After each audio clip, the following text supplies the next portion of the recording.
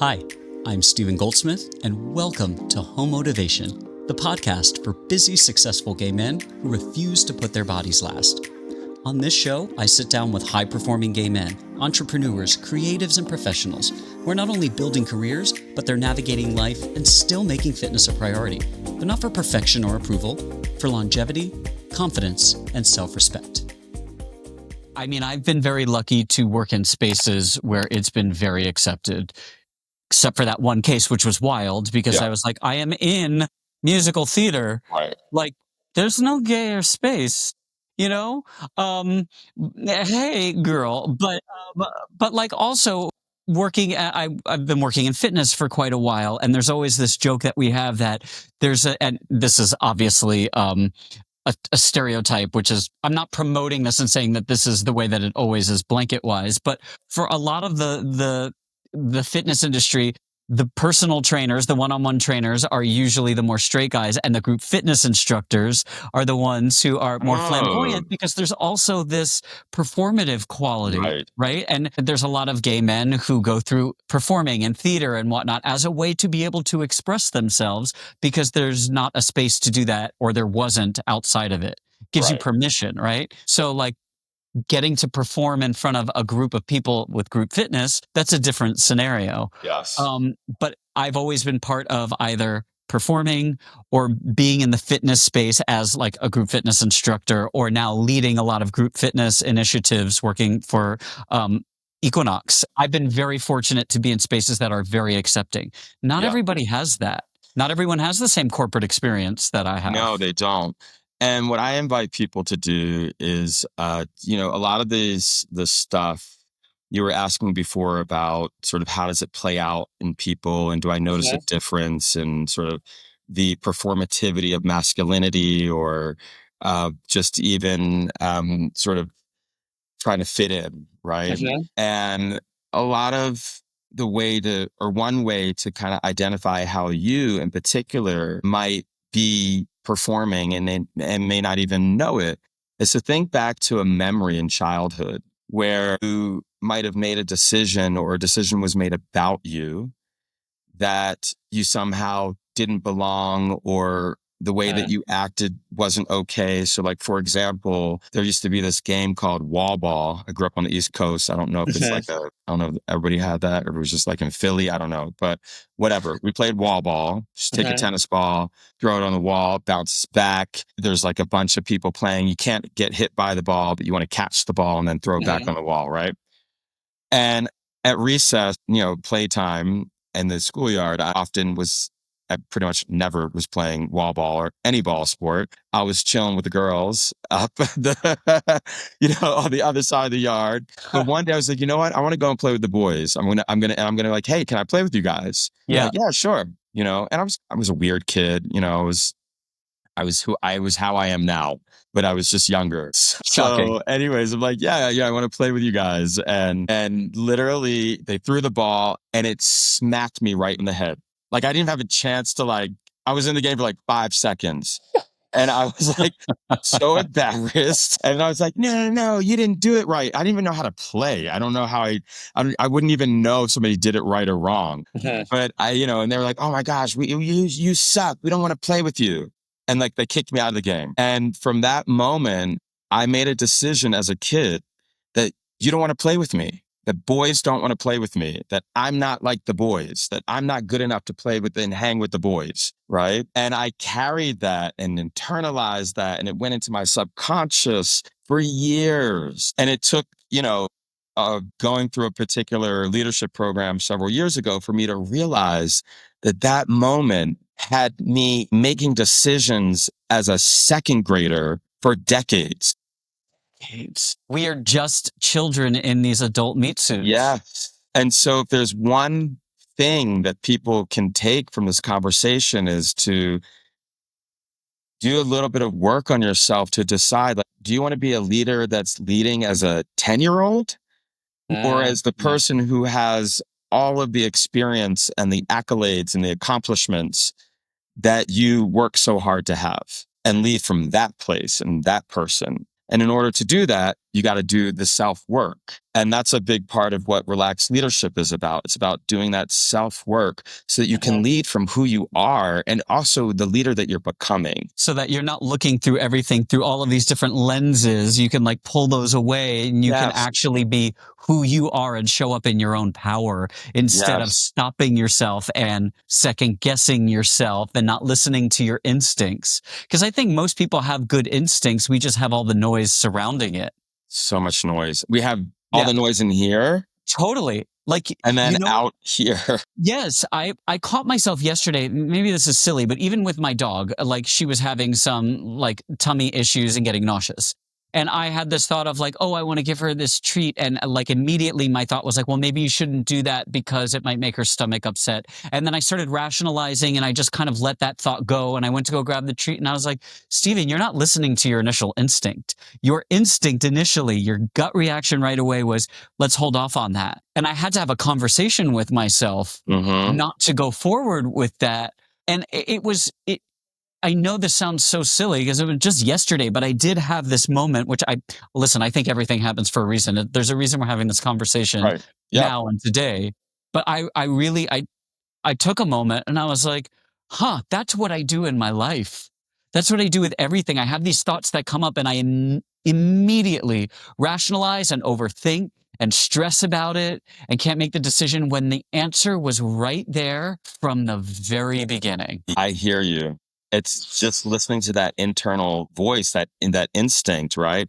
Which again goes back to deepening self-awareness, right? Getting to know who you are today. We all, so people, they ask me, how old am I, right? And my response is, I don't talk about age. And they're like, no, but just tell me, like, we graduated 2 years ago. Right, duh. And I'm like, they're like, no, but like, tell me how old you are. I'm like, I don't talk about age. Well, you don't have anything to be embarrassed about.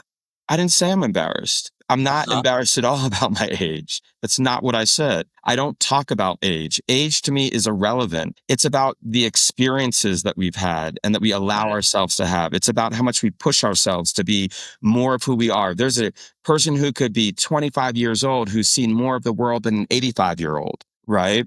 There could be a person who's had more success as a 40-year-old, right, than a 70-year-old in terms of financial success. I mean, there's all sorts of ways that you can look at it. There are people who have, who have more degrees and more education than people who are several years older.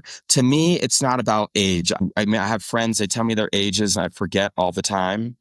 It's about the quality of conversation that I have with myself, with others, and with my environment. And I think that it's really important for us to push ourselves, to develop ourselves, even when it's hard, even when it's uncomfortable. They call it soft skills, which drives me a little bit nuts. Because it's harder to learn about yourself and to actually shift something within yourself than it is to learn an actual skill. Yes. Well, can I ask you a question based on all of this? How old am I? So with that being said, Gamal, how old are you? That's what I felt. The thing is I know how old you are because I know what grade you were in or year you were in under me in college, and I know how old I am. So I know approximately how old you are, but I won't share it. With that said, though, okay, just to go back in time a little bit, you started as a performer. You went to school for theater. You went to Yale for theater as well, correct? I went to Yale for acting, and then I did a post-grad at the School of Management. Great. So you did all of this stuff and you began as a performer, which I really think that everyone should be a performer because it's forcing you to step outside of yourself and feel an experience that someone else would have and then figure out how you would respond in that situation and infuse your own experience and feeling into that, right? That is something that is ingrained in us because we did it since we were kids. And I think that is amazing emotional work. So you did all of that and then you pivoted. Why? What made you decide to do that? And how did you end up where you are now? Great question. One thing I will say is you're absolutely right. And I totally agree with you. I wish everybody had to do voice and speech class and body movement work to get to know your body and to get to know your voice and your breath. It is the biggest gift that we have been afforded, or one of the biggest gifts that we've been afforded as people who have trained in that art form. And I will say that there are two things to what you said. One is about empathy. So one thing that's available in terms of learning the technique and process of acting is stepping in someone else's shoes, right? And which is essentially an extreme form of empathy. Another thing is also stepping into your own shoes. And I think what I've taken from my actor training and sort of what I have built a lot of my work on. So, a client said this to me once, and it's my unofficial tagline after they told me this. They said, Gamal, it's like you bring humanity to strategy. I love that. Right? He's like, you're helping me bring my humanity to the strategic work that we're doing. Right? Because I was helping them with a strategic plan. And I love that. And what he meant by that was I was helping him understand why he wanted, as the leader of this major organization, wanted to go in this direction. What was his personal vision, right? And why was that his vision? And based on his experience and his fears as well and concerns, was he making these decisions, right? So I just wanted to say that in terms of acting training, I think that's how I've utilized that, is to really help people drop into themselves, which then does have the possibility of also getting into empathy as well. Yeah. Okay. So that said, I was at the best drama school in the world, Yale School of Drama, and literally is the best drama school in the world. It really is. And was like, I don't want to act. I've been acting since I was age 5, and I was fortunate enough. When did that happen? How long was the program? The program was 3 years. Okay, and when within that did you realize you were like, I don't want to act? My first year. Like early on in the first year? Yeah. And you had 3 more years to go. And I was fortunate enough to be accepted to Juilliard as well. And I had this big decision of do I go to Juilliard? I think by the time that they were done with me making my decision, they were both like, you don't need to come to either one. I drove them nuts. Where should I go? Where should I go? But anyways, it was a huge blessing to be able to be accepted into both of these premier schools. And I chose Yale on instinct, that I knew I wanted something more. And Juilliard, because it's just so specific, and it's an arts school solely, whereas Yale, even though it's a professional school and you're in class all day, you're not really technically, you're not exposed to what a lot of the university has to offer, because you're kind of in a conveyor belt program. But I just thought Yale, that's just going to open up my mind more. And I didn't have language for it yet, but I just instinctually knew that's kind of where I wanted to be. And so long story short, by the time I graduated, I was teaching on campus to undergrads, which had nothing to do with my degree. I had launched a program for theater and public health in Swaziland, South Africa, through the public health school in Yale summer session with a professor of mine that had nothing to do with my degree. And I was asking to not be in shows so that way I could go and teach. It was I was a total weirdo anomaly, which I had always been, even when we were in undergrad together. And the dean invited me. He called me into his office and said, right before graduation, and was like, will you come here for a 4th year? And I was like, did I just fail drama school? Yes. And he's like, well, kind of, but not really. No. And so they created a program for me to go to, or opportunity for me to go to the School of Management to really hone the skills that I actually wanted, which were leadership skills. So organizational behavior and leadership management. And so that led me on my path. That's incredible. And also to be listen, going back to instincts, to listen to your wants and desires and your needs, instead of rationalizing and saying, I got into the best theater school, I have to continue to act. This is what I'm spending money on. This is what I'm dedicating my life to. It's what I've dedicated my life to.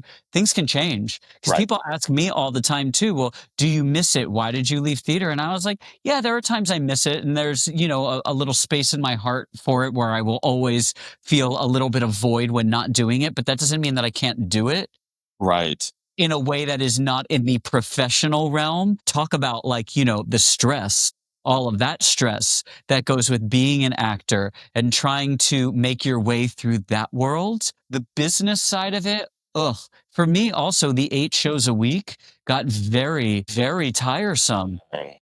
And I was like, oh my gosh. And then it just felt like, there was a wonderful part of it, don't get me wrong, that I loved, because you could redo it every day. You knew that you could try it again and see what else you could learn in that experience. Yes. However, there's also the flip side of that, where you're doing it every single day. And I did that show for close to 3 years. And I never thought that I would do a show that long. And that's hard. And then when you're doing a show, then you have to think about, okay, well, I need to audition and I need to get the next show, because I don't. So you're using your day off to go and audition. Right. Or not your day off. In the middle of the day, running from one place to the next, also taking voice lessons and acting classes and getting a coach to go over stuff for that, and then going to your performance that day. It's a lot. So, and obviously TV film is a different thing, but that's not what I was focusing on at the time. Yeah.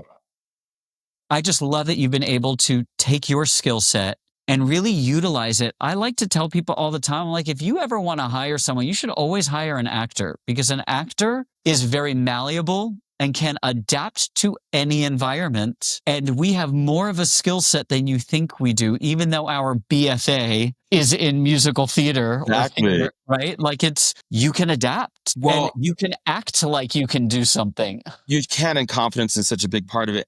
And also the thing is, this is like a sticky point for me. So I'm so glad you brought this up. But I want to build off of what you just said first, which is that actors are learners, right? So a lot of times people think it's just like actors are like, you get up there and you perform. No, you study. Actors work harder than most people. They're, often, waiters or in service industry or something, that will bring in income, and usually in the evening times. So that way during the day, they can be doing exactly what you said. They can be in class, they can have coaching, they can practice their scenes, they can be on auditions, all of which they're paying for, right? And not being acknowledged for it, right? They are committed learners. And so I love what you're saying is, like, if you want to hire somebody to do something for most jobs, maybe not a budget, but for most jobs. Maybe not a budget, maybe not Excel spreadsheets, but even so, I've learned how to do that. And I'm an totally. actor, Totally. But also, then it also goes back to the whole empathy thing. So not only are actors adaptable, but they can lead with humanity and empathy and step into that space. And I would say for me, a lot of times we say, oh, like, you're so good, I forgot you're an actor. It's like, I'm not acting. Amen. And I think people need to really understand that this conversation that we're having right now, I'm not performing. This is who I am. Yeah. Steven's not performing. This is who he is. And what you might be seeing is a self-expression. It's not pedestrian. That's like not constrained. That's just confident or free-flowing, whatever you want to call it, right? But that's not acting. That comes from naturally who we are, to a lot of work to free ourselves, to not have to live into some idea of what we think we're supposed to be or what society is telling us we're supposed to be. Right. And that is not acting. That is called liberation. I love that. I love that. Okay. So I know we're running out of time and I want to be mindful of your time. Really quickly, tell me in terms of fitness, because we didn't even get into fitness really with this. Right. We didn't get into like gym physical fitness, but we got into emotional fitness, mental fitness. Correct. Leadership fitness. Correct. Which, when I am coaching clients through my company, our clients we always say to them, this is more an emotional experience than it is a physical experience and journey. And physical health is mental health and vice versa, right? So tell me in like 2 sentences what you do to maintain your physical fitness. I love running. It's probably the thing that produces the least results for me in terms of like muscle and whatever, Sure. body shape or whatever. I'm shorter than I look. So, Same deal. but I love it. I love Yeah. like long distance runs. So I try to do 5 miles a couple times a week. I do, I swim. I love swimming. I haven't been doing it as much. Horseback riding, it's an extreme one. So that's not something everybody can do all the time, but it's a great workout. And it also just like allows me to release. I do stuff where I can like get out of my head, That's what it is, right? Yeah. But with that, when you don't incorporate that into your day-to-day life, or at least every other day, or however you're structuring it, do you feel like you show up differently? Yes. And I tell my fiance this all the time. I'm like, I feel like I'm really irritated right now, and it's not you. It's probably because I have not gone on a run in a couple of days and I need to, or I just start realizing like I'm not having as productive thoughts or, positive thoughts even, or I'm not seeing solutions. I'm seeing roadblocks, right? So there are little indicators that I've noticed, and I just don't feel what we call like in my body, like I feel like there's my brain over here and then my body is over there. So in fact, as I mentioned, I'm getting over this flu that somehow found its way to Mexico. But I'm going to go on a run today because I think that's going to be great for my spirit. Yes. Right. And this is the year of the fire horse, right? So this is a year year of the horse, which is going to tell most people what year I was born, because I had someone say to me, well, clearly you weren't born in the 90s or something like that. And I was like, how dare you? But yeah, I'm year of the horse, but I think it was Earth horse. And this is fire horse, but yes. I was just going to say, so going back, I also do some second guessing and sort of like, you mentioned this about yourself earlier, right? And just sort of like, still like, there are many times where we listen to our intuition and where we go with it. You creating this platform is one of them, right? And we're human, and we give advice that we often need to take for ourselves. The year of the fire horse. This is a year, no second guessing. Let's go. We're on the tracks. We're on the race. We got to go. Like all the kids in the streets are saying, let's go. I hate that so much. But okay. So it's so funny because I had all of these questions and I think we pretty much got to all of them anyway. So real quick. So rapid fire questions. Yes. All right. Workouts, morning or evening? Evening. I already know this answer because you just said it. Cardio, love it or hate it? Love it. One exercise you'll never give up? Stairmaster. Oh, all right. I thought you were going to say run. I was, but I wanted to change it up. Great. Running was my original thing, but Stairmaster. One wellness trend you think is ridiculous, whether mental or physical? I don't even know what it's called. I'm going to switch because I don't know what it's called, but it's like some weird thing where you're supposed to go like this. I don't know. You're rocking? You're like rocking or some weird thing. But anyways, I think like power drinks and like powders and all that stuff to give you energy. You have an infinite amount of energy. You just have to tap into it and get out of here. Yep. I agree with that. I do. Some powders, depending on what it is, can be good, but remember, they're all supplementation. It's not supposed to be the main thing. Taking work calls during your workouts, yes or absolutely no? Technically, no, but no, don't do it. Yes, I do. Do it. Don't do it. But I have a walking pad. So in LA, in my place in LA, I have a pad. And sometimes I just tell people I'm on my I'm on my Zoom. Yeah. There are times for sure, particularly in COVID, I was on my treadmill. I got a treadmill during COVID and was 100% taking all kinds of calls on a treadmill. I mean, listen, do as I say, not as I do. However, yes. But don't do it. And it's not good. You need to have that concentrated time where you are unplugging and disconnecting. And it should not be a habit, at least. It shouldn't be. Take your own damn advice. This show is called HOMotivation. What does that mean to you? It means that we get to reimagine and rewrite what it means to be a part of the gay community. I love that. If you could give one message to a high-performing gay man who is struggling with burnout and self-doubt, what would you say? Stop. Just stop, breathe, release your jaw, your shoulders, let your feet be on the ground. Take another deep breath. Let the ticker chill for a second. Take another deep breath and just notice. Don't do anything. Just be where you are. Just be where you are. Even just doing that for like 20 seconds, I was like, oh, right. I'm in a body. I'm not floating. I'm sitting here on my couch. Right. Everything is okay. Yeah. It's wild. Well, listen, we've run over a bit. So I just want to thank you for your time, your candor, sharing who you are, and being on this podcast has been amazing. I've learned so much, and we should do this again because there's so much more to cover. Would love to. But where can people find you on social media and website-wise? Yeah, website, GamalPalmer.com. So it's Gamal with a G. It's not Jamal, it's Gamal, Gamal, Palmer, Palmer.com. And then social is Gamal J. Palmer on Insta. And I'm also on LinkedIn as well. So you can hit me up as well. And your name will be in the show notes and everything and in the description. So it will all be there for everyone. Thank you again. I appreciate your time. And for those of you who are listening and watching, thanks for watching HOMotivation. I'm Stephen Goldsmith. Just remember to take care of your body, not because you're broken, but because you're building something that is worth carrying. Thanks again, and we look forward to seeing you next time. Bye. Thank you. Thanks for having me.